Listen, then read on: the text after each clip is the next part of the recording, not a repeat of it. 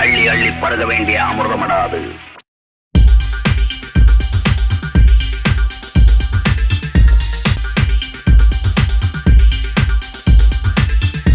அடுத்தபடியாக இளைய விழிகளே நூலை பற்றி பேச வருகிறார் ஆவுடை லட்சுமி. வணக்கம், என் பேர் ஆவுடை லட்சுமி. நான் முதுகலை 2ஆம் ஆண்டு ஏபிசி மகாலட்சுமி மகளிர் கல்லூரியில் படிச்சுட்டு இருக்கேன். தமிழ் இலக்கியம் படிச்சுட்டு இருக்கேன். இந்த இளைய விழிகளே அப்படின்ற புத்தகத்தோட ஆசிரியர் ராஜேஸ்வரி அவர்கள். அவங்க ஈரோடு மாவட்டத்தில் ஒரு அரசு பள்ளியோட ஆசிரியராக பணிபுரிஞ்சு அதுக்கப்புறம் அவங்க ரிட்டையர் ஆயிருக்காங்க. அதுக்கப்புறம் அவங்க ஹைக்கூ கவிதைகள் எழுதியிருக்காங்க போன வருடம். இந்த வருடம் அவங்க எழுதின புத்தகம் இளைய விழிகளே அப்படின்ற புத்தகம். இந்த இளைய விழிகள் அப்படின்ற புத்தகம் இளைஞர்களுக்கு ஒரு மோட்டிவேஷன் கொடுக்குற மாதிரி இருக்கு. இப்போ இன்றைய கால இளைஞர்கள் நிறைய தவறான தீய செயல்கள் பண்ற மாதிரி ஒரு விஷயம் ஏற்படுறாங்க. நிறைய பேர் ட்ரக்ஸுக்கு அடிக்ட் ஆகுறாங்க, ஒரு மதுபோதைக்கு அடிக்ட் ஆகுறாங்க, இந்த மாதிரி கேமிங் அடிக்ட் ஆகுறாங்க. அந்த மாதிரி நிறைய அடிக்ட் ஆகும்போது அதுல அப்படி இருக்கிறவங்க நார்மலா அந்த புத்தகத்தை வாசிக்கும் போது அவங்களுக்கு மோட்டிவேஷன் ஆகும் அப்படின்னு நான் நினைக்கிறேன்.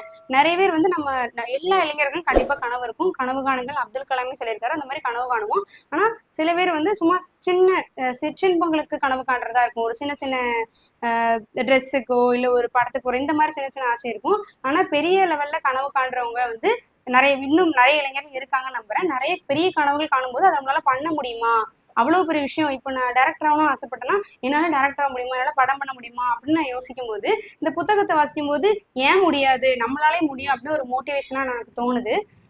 இளைஞர்களுக்கான முற்றிலுமே ஒரு மோட்டிவேஷனா தான் இந்த புத்தகம் முழுவதுமே அமைஞ்சிருக்கு. இதுல நிறைய முன்னுரைகள்ல இருந்து ஒரு முடிவுரையில இருந்து நிறைய புத்தகம் இருக்கும். கவிதை புத்தகம் கவிதை மட்டும் தான் கவிதையா இருக்கும்னு நினைச்சேன்.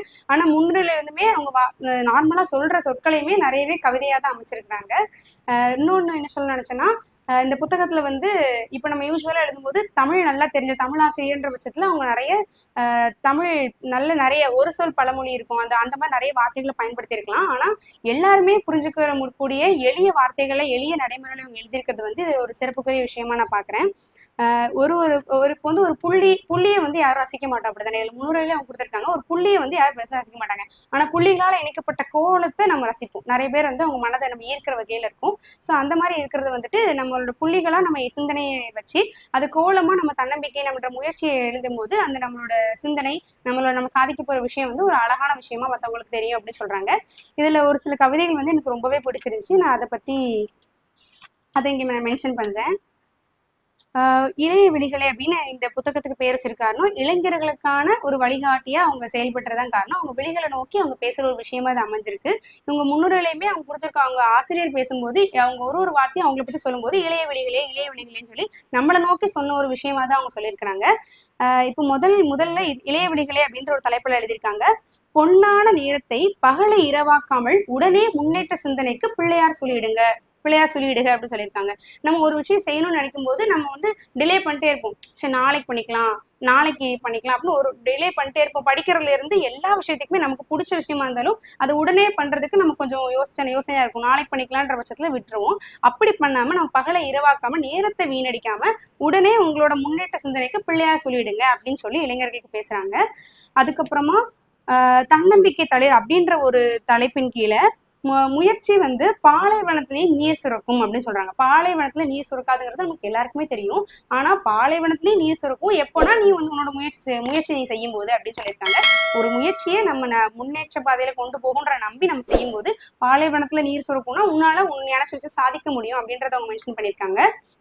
அதே நேரத்துல இந்த வரி எனக்கு ரொம்பவே பிடிச்சிருந்துச்சு. சுறுசுறுப்பு நெருப்பில் சோம்பலை சாம்பலாக்கு தன்னம்பிக்கை கதவுகள் திறக்கும் அப்படின்னு சொல்றாங்க. இதுவும் நேரத்தை வீணடிக்கிறப்பதான் சொல்லியிருக்காங்க. சுறுசுறுப்பு அப்படின்ற ஒரு நெருப்புல நீ உன்னோட சோம்பலா இருக்கல டயர்டா இருக்கல அதை சாம்பலாக்கும் போது அதை போட்டு நீ எரிக்கும் போது உன் சுறுசுறுப்பு உன்னோட தன்னம்பிக்கை கதவு திறக்க ஒரு வழியா இருக்கும் அப்படின்றத மென்ஷன் பண்ணியிருக்காங்க. அப்புறம் சிந்தனைக்கு தடையே கிடையாதுன்னு சொல்றாங்க. இப்போ கடலுக்கு ஒரு எல்லை உண்டு. ஆனா கடல்ல இருக்கிற அந்த விசைப்படகுகள் அந்த எல்லையை தாண்டி போகதான் செய்யும். ஒரு நாட்டுக்கும் அந்த கடலுக்கு எல்லை உண்டு. ஆனா தாண்டி போகதான் செய்யும். அந்த மாதிரி நம்மளோட சிந்தனைக்கு எல்லையே இல்லாம ஃபுல்லாவே நிறைய சிந்தனை நம்ம செலுத்தணும், நிறைய யோசிக்கணும். அப்படின்னா நம்ம லட்சிய பாதையில நம்ம நிறைய தடைகளை தாண்டி நம்மளால போக முடியும் அப்படின்னு சொல்றாங்க. வெற்றி நம்மளோட கையில தான் இருக்கு அப்படின்னு சொல்றாங்க. இப்போ அதுல என்ன சொல்லிருக்காங்கன்னா உழைப்பால விளைந்த வளர்ச்சிக்கும் விடாமுயற்சிக்கும் ஒரு அடையாளமா இருக்கு. இப்ப நம்ம உழைப்பால ஒரு விஷயத்த நம்ம அடைஞ்சிட்டோம்னா அதோட மொத்தமாவே நம்மளோட வெற்றி ஒரு முத்திரையா நமக்கு அது அமையும் அப்படின்றத மென்ஷன் பண்ணியிருக்காங்க. அதுக்கப்புறம் சில சமயங்கள்ல முயற்சி அரும்புகள் உதிர்ந்தால் நீங்கள் கலங்கி முற்றுப்புள்ளி இடாதீர்கள் அப்படின்னு சொல்றாங்க. நீ இப்படி சிந்திச்சுட்டே இருப்ப, நீ முன்னேற்றத்துக்கு முன்னேற்ற நோக்க பாதையில தான் நீ போகணும்னு சொல்லி ஆசிரியர் சொல்றாங்க.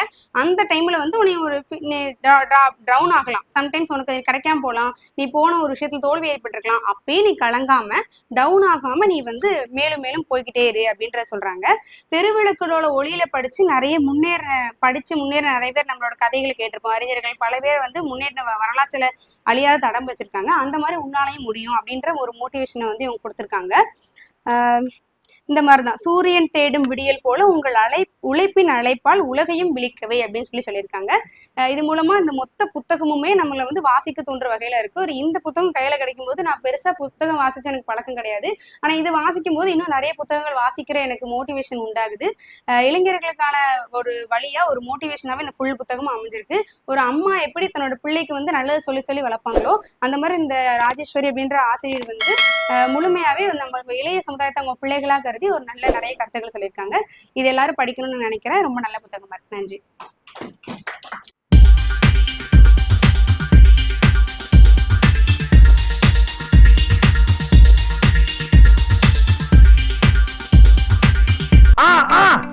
போ கூட்டம் போய் வேலை வச்சா பாரு, போய்கிட்டாரு.